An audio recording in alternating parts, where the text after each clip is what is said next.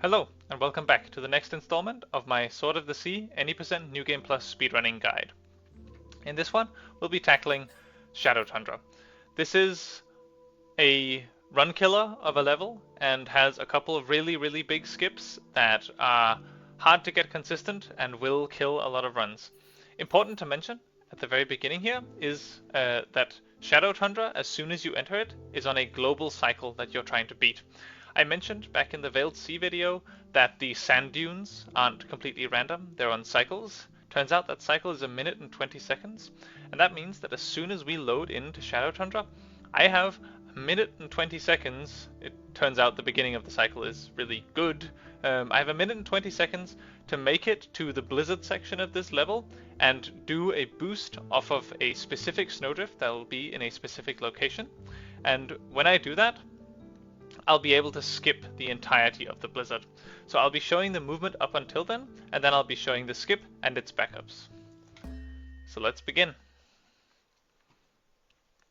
Starting off with the fast downhill section of this level, it's important that you stay as close to the ground as possible because there is a lot of speed decay in the air, and you basically want to be boosting the entire time you go down. So using the platforms to get airtime without actually having to jump is important, and spending your boosts economically, but also very liberally, will give you a lot of speed through here. So we build 2 boosts at the beginning, and then we use this first section to get as many boosts as possible, and then just going down around this corner and trying to boost all the way to the first cutscene here. So, we're about on time. If I was to guess, we'd be 1 second behind the cycle right now. I obviously don't have live split open, so I can't really check.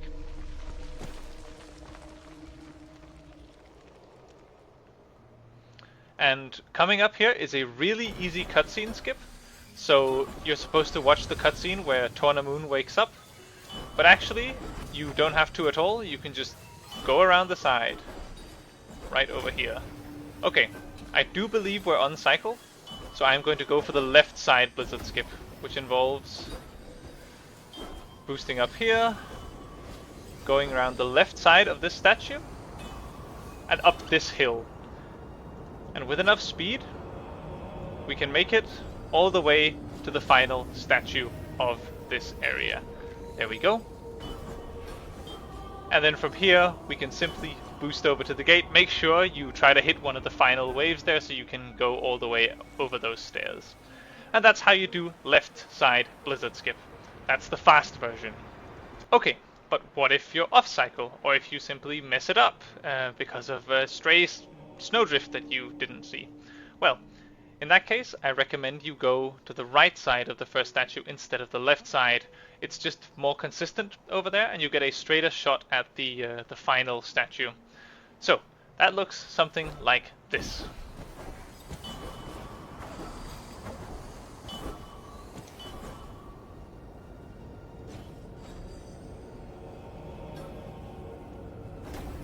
And we make it all the way to this statue. I'm just going to void out to return to where I came from. It's important to mention that as soon as you're off this initial cycle, it becomes very difficult for you to predict where waves are, and you're essentially reacting in real time. For that, I have a few tips. I like, when I do my second, third, fourth attempt at this, when I'm really tilted, to start all the way back here every time. Try to get a little bit of airtime, and then with regards to this sword, I generally want to land past it so that I can do my boosts freely, because this sword is usually surrounded by this very tall, annoying wave that's difficult to work with. So try to get past that second sword before doing your final boosts. So here we go over it. And you sort of just have to look up at the mountain. I didn't make it there. And look if there is a wave you can go up. It's always usually better to jump early than to jump late.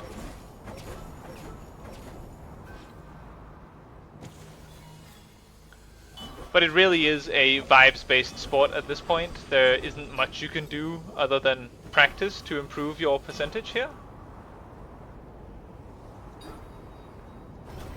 And it's really about feeling the waves, feeling the snowdrifts, and just trying to catch the correct wave when it shows up. I cannot recommend enough that you simply sit here for a couple of hours and practice random snowdrifts for your blizzard skips. I recommend you practice them on the right side. You can practice them on the left side as well if you want to.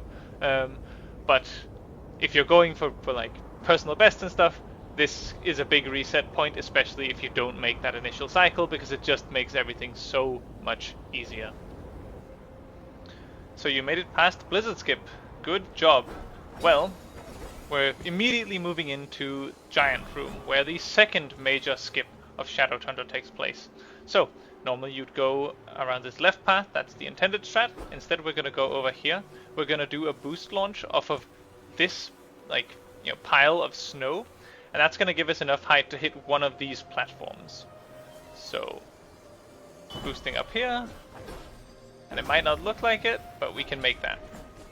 And that takes us over to this inert chain. You can activate the chain by going over and activating this, but we don't actually need to, because we can do a boost launch off of the pylon here, up onto the giant's shoulder pad.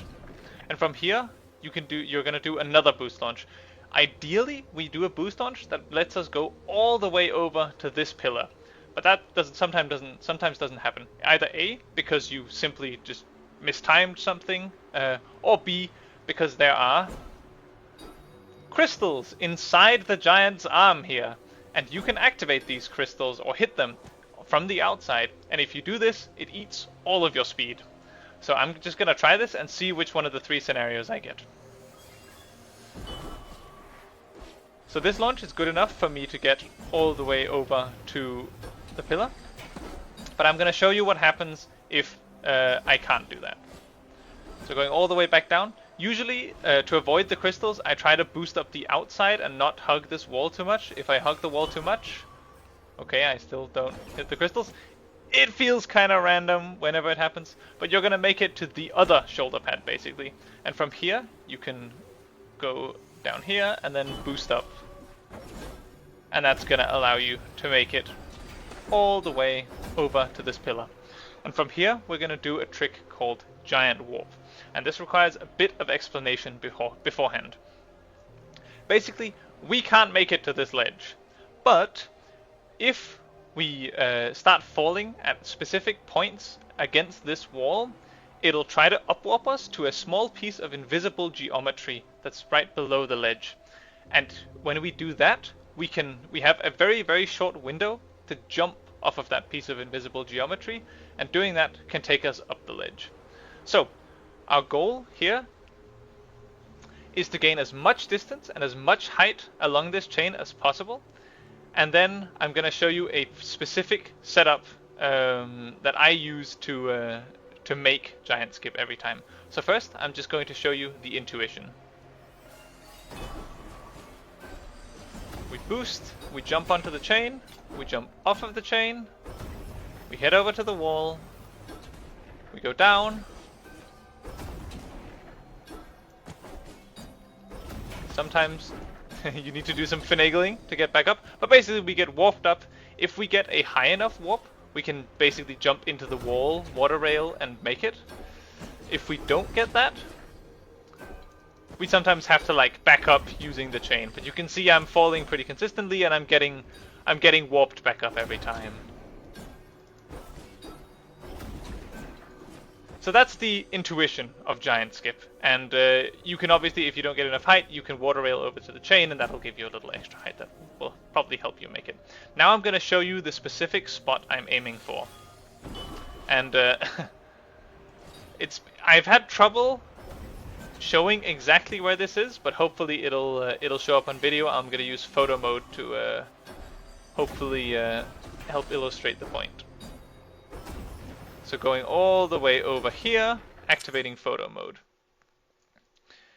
if you see, there are two very slightly lighter sections in the wall here. There's one here and one here. And my aim is to fall right in between them. And when I do that, I press forward and left. And I'm not trying to spam my jump key. I'm trying to time my jump key with the precise moment at which I get warped. And this is a question of feel. This is something you'll just have to practice a little bit as well. So, I mean, let's see if I can do it out of photo mode. Nope, I cannot. But that's basically the idea, is to aim for those two very slightly lighter bits on the wall, and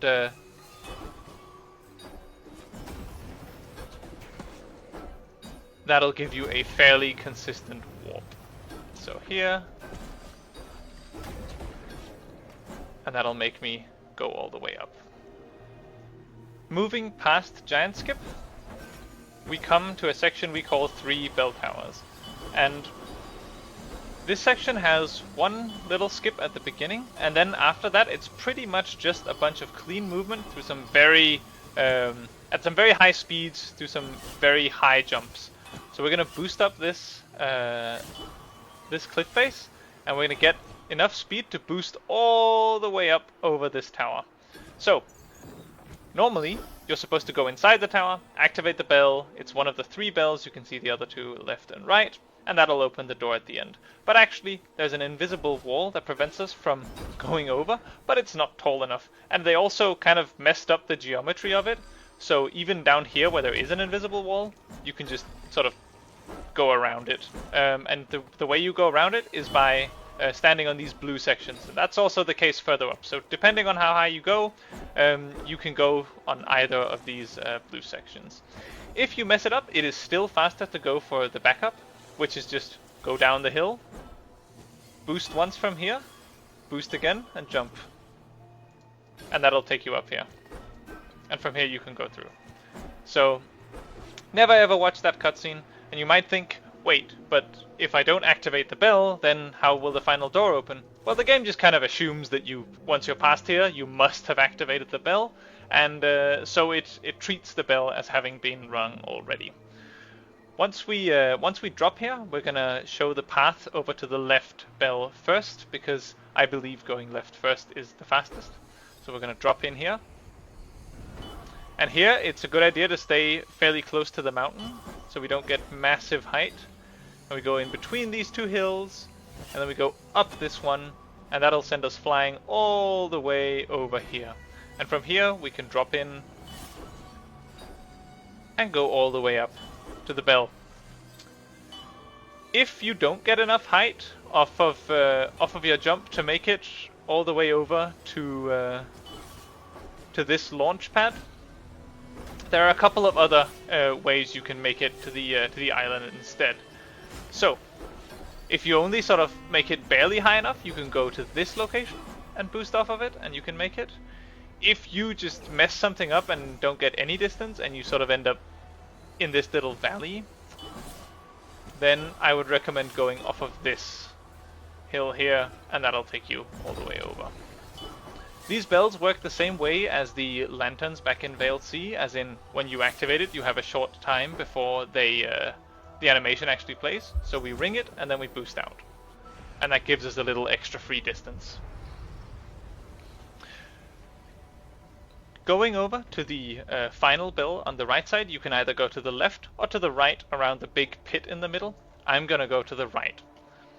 And that basically involves boosting through the valley here, and boosting off of this hill. That'll take us over this mountain. And then I'm gonna show a little cool setup we can do. Okay, basically, if you come at this with enough speed, this hill here, you can use this to launch all the way up to the tower. So I'm gonna try and show that again.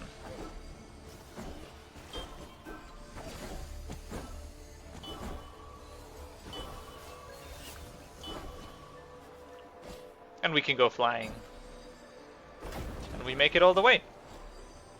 if you mess this up, like I did the first time around, I don't recommend you go all the way back to retry it, like I did.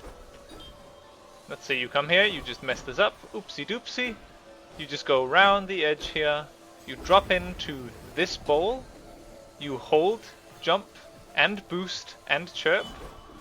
Or you hold your charge jump and your chirp, and then you boost and chirp, and then jump once you get to sort of the upwards section, and that'll usually give you enough height to make it all the way up here.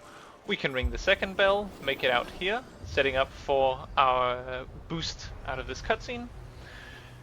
And from here we basically just need to climb the rest of the mountain.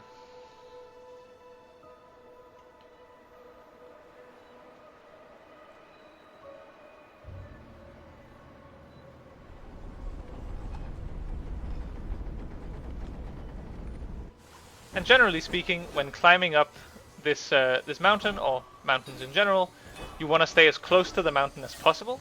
So I'm trying to hold down my drop key to make sure I don't go flying up in the air, and that'll give me as much speed as possible to make it to Shark. So that's the end of Shadow Tundra. That is a big reset point in the middle of this run, so if you made it all the way through, congratulations, and I'll see you in Shark level.